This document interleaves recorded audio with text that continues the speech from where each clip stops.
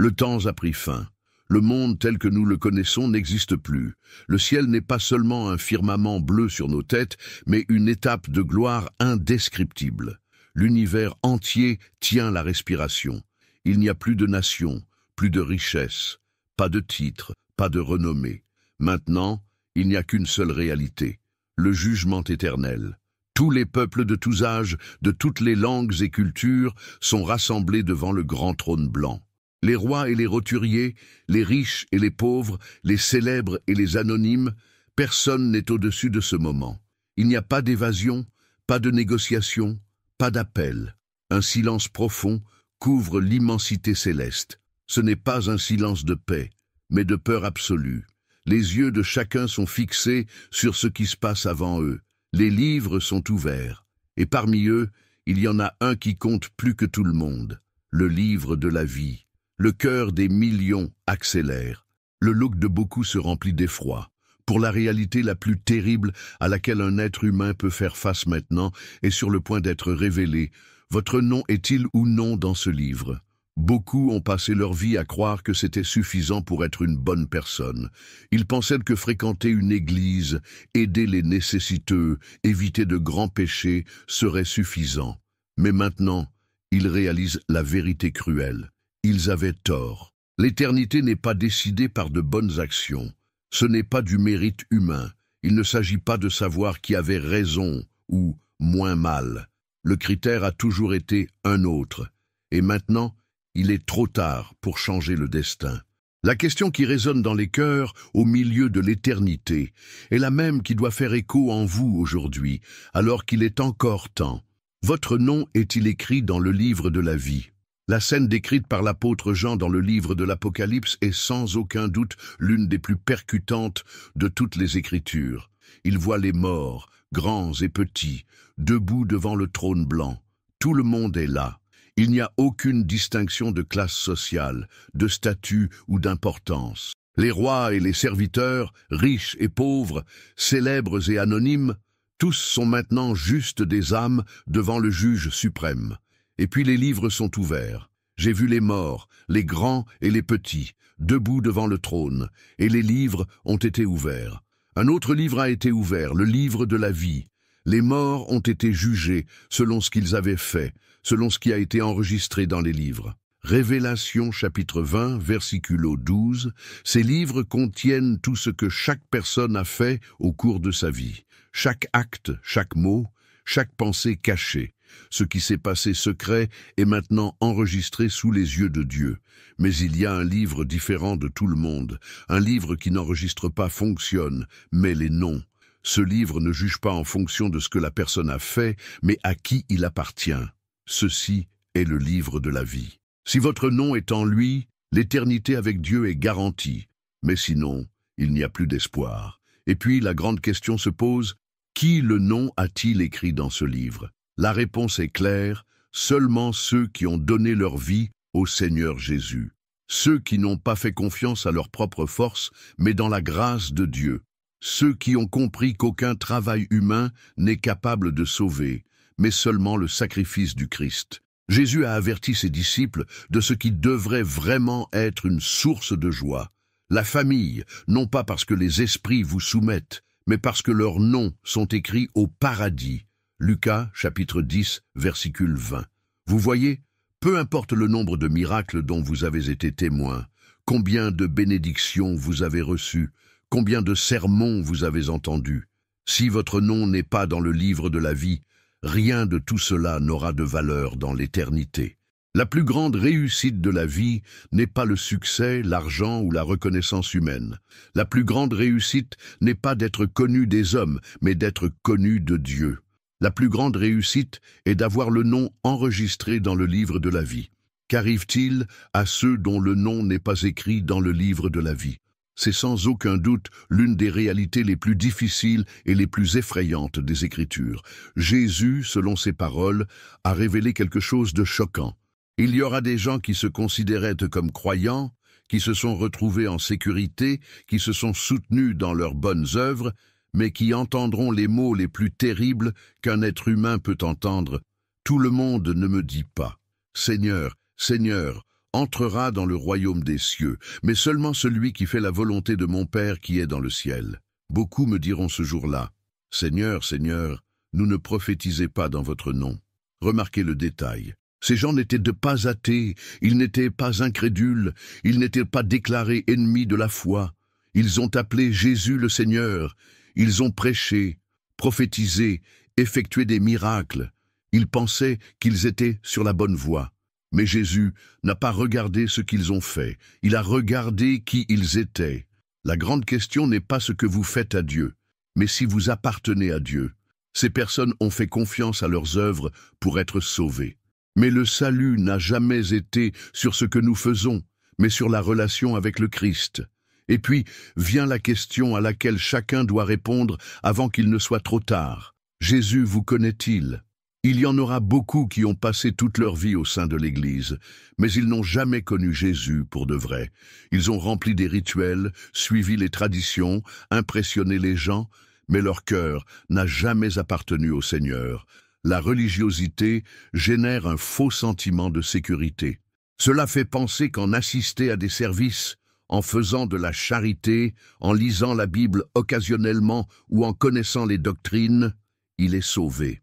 Mais le salut ne provient pas des connaissances théologiques ou de bonnes intentions. La parole de Dieu est claire, car vous êtes sauvés par la grâce, par la foi, et cela ne vient pas de vous, c'est le don de Dieu, pas par des œuvres, que personne ne peut glorer. Éphésiens chapitre 2, versets 8 et 9. Le paradis n'est pas un endroit pour les bonnes personnes. Le ciel est la maison de ceux qui ont été lavés par le sang de Jésus et qui lui ont complètement livré leur vie. La Bible nous donne une liste claire de ceux qui seront laissés de côté. Il n'y aura jamais quelque chose d'impur, personne qui pratique ce qui est honteux ou trompeur, mais seulement ceux dont les noms sont écrits dans le livre de la vie de l'agneau. Révélation chapitre 21, versiculo 27. Les chiens, ceux qui pratiquent la sorcellerie, les impurs, les tueurs, les idolâtres, et tous ceux qui aiment et pratiquent le mensonge. Révélation chapitre 22, versiculo 15. L'impur. Ceux qui ont rejeté la sainteté de Dieu et ont vécu pour les plaisirs du péché. Les idolâtres, ceux qui mettent quoi que ce soit à la place de Dieu, que ce soit de l'argent, du succès, de la renommée ou même de sa propre volonté. Liards. Non seulement ceux qui se trompent avec des mots, mais ceux qui vivent une vie de mensonge spirituel, semblent être quelque chose qu'ils ne sont pas. Ceux qui pratiquent la sorcellerie, tous ceux qui ont cherché le pouvoir, la direction ou le but dans de mauvaises sources spirituelles, loin du vrai Dieu. Ceux qui rejettent le salut, tous ceux qui, même s'ils ont entendu la vérité, ont décidé de durcir leur cœur. Qu'est-ce que tout cela a en commun? Aucun d'eux n'a vraiment donné la vie à Christ. Aucun d'eux n'avait le nom écrit dans le livre de la vie. Et maintenant, avant le trône blanc, ils réalisent que le temps est terminé. Le jour du jugement viendra. Il n'y aura aucune excuse, il n'y aura aucune seconde chance, il n'y aura aucune possibilité de regret après la mort. La question à laquelle il faut répondre actuellement est « Appartenez-vous à Jésus? Votre nom est-il dans le livre de la vie ?» L'une des plus grandes erreurs spirituelles de l'humanité est la fausse sécurité, croyant qu'il est sauvé alors que, en fait, ce n'est pas le cas. Beaucoup pensent qu'en fin de vie, Dieu mettra ses bonnes et mauvaises actions sur une échelle, et si le bien pèse plus que le mal, ils seront en sécurité. D'autres croient que le simple fait d'assister à une église suffit à obtenir une place au ciel. Il y a aussi ceux qui font confiance à leurs émotions, pensant que parce qu'ils ressentaient autrefois quelque chose de fort dans un service ou ont une prière de livraison, ils sont déjà automatiquement sauvés, même s'ils ne se sont jamais vraiment rendus au Christ. Mais la Bible nous apprend quelque chose de très différent. Car vous êtes sauvés par la grâce, par la foi, et cela ne vient pas de vous, c'est le don de Dieu, pas par des œuvres que personne ne peut glorer. Éphésiens chapitre 2, versets 8 et 9. Le salut n'est pas conquis, pas mérité. Ce n'est pas le résultat d'un effort humain. Il est reçu par la foi. Cela signifie qu'il n'y a pas de place pour la fierté, l'autotension, la confiance dans ses propres mérites. Si quelqu'un pouvait être sauvé par ses propres œuvres, alors Jésus n'aurait pas dû mourir sur la croix. Le danger de fausse sécurité est qu'il s'endorme l'âme. Cela fait croire à la personne qu'il va bien avec Dieu, alors qu'en fait, son nom n'est pas écrit dans le livre de la vie. Et lorsque le jour du jugement arrivera, il n'y aura pas de temps pour réveiller cette illusion. La question la plus importante que quelqu'un peut se poser n'est pas « suis-je une bonne personne » ou « suis-je religieux ?» Mais oui, ai-je vraiment donné ma vie à Jésus? Car seuls ceux qui appartiennent au Christ ont leur nom écrit dans le livre de la vie. Le temps s'épuise, le jour du jugement s'approche, mais la porte de la grâce est toujours ouverte. Le livre de la vie n'a pas encore été fermé, il y a encore du temps. Mais combien de temps? Isaïe chapitre 55, les versets 6 et 7 font un avertissement urgent. Cherchez le Seigneur aussi longtemps qu'il est possible de le trouver. Pleurez pour lui pendant qu'il est proche. Que les méchants abandonnent son chemin et l'homme maléfique ses pensées. Il se tourne vers le Seigneur qui aura pitié de la sienne. Si à notre Dieu, car il pardonnera bien. Remarquez l'accent, bien qu'il soit possible de le trouver. Cela signifie que la journée viendra où beaucoup crieront, mais il sera trop tard. Jésus a raconté la parabole des 10 vierges, Matthieu chapitre 25, versicula 1 à 13. Ils ont tous attendu le marié, mais 5 d'entre eux n'étaient pas préparés. Quand ils ont finalement essayé d'entrer, ils ont entendu le Seigneur « Je ne les connais pas ». Ils pensaient qu'ils avaient assez de temps, mais ils ne l'ont pas fait. Le repentir ne peut pas être laissé plus tard. La décision de se rendre à Christ doit être maintenant, parce qu'après la mort, il n'y a aucune seconde chance. La vérité est ceci, Dieu est prêt à pardonner, mais le temps de la grâce n'est pas infini. Et la question qui doit faire écho dans le cœur est « Attendez-vous quand ?» La réponse n'est pas dans la religion, ce n'est pas dans de bonnes œuvres, ce n'est pas dans la tentative humaine d'être bon, c'est en Jésus. Si vous avouez avec votre bouche que Jésus est Seigneur et croyez en votre cœur que Dieu vous ait ressuscité des morts, il sera sauvé. Romains chapitre 10, versiculo 9. Le salut ne vient pas de l'effort humain. Elle est un cadeau de Dieu, reçu par la foi. Mais que signifie se rendre à Christ? Reconnaissez le Saint. Admettez que sans Jésus, nous sommes perdus et que nous avons besoin du pardon de Dieu. Croyez en Jésus en tant que Seigneur et Sauveur, non seulement croyez qu'il existe, mais lui faites complètement confiance. Repentez et changez votre repentir de la true de vie, n'est pas seulement de ressentir des remords, mais d'abandonner le péché et de vivre avec Dieu. Suivre Christ tous les jours, une décision momentanée ne suffit pas. La foi en Jésus est un engagement quotidien. Le livre de la vie n'enregistre pas les religieux, pas de bonnes personnes. Il enregistre les enfants et les filles de Dieu. Votre nom est-il déjà là? Le moment le plus redouté de l'humanité est finalement arrivé. Face au grand trône blanc, personne ne peut se cacher, personne ne peut discuter, personne ne peut y retourner. Tous ceux qui ont vécu de tous âges sont là attendant le verdict final. Et puis un ange ouvre le livre de la vie. La scène que John décrit dans l'Apocalypse chapitre 20, versicule 15, est effrayante. Celui dont le nom n'a pas été trouvé dans le livre de la vie a été lancé dans le lac de feu. Remarque, il n'y a pas de terrain d'entente, il n'y a pas d'autre destination, il n'y a pas de négociation. Ceux qui ont rejeté le Christ n'auront plus d'espoir. Le temps de la grâce aura pris fin. C'est une dure réalité.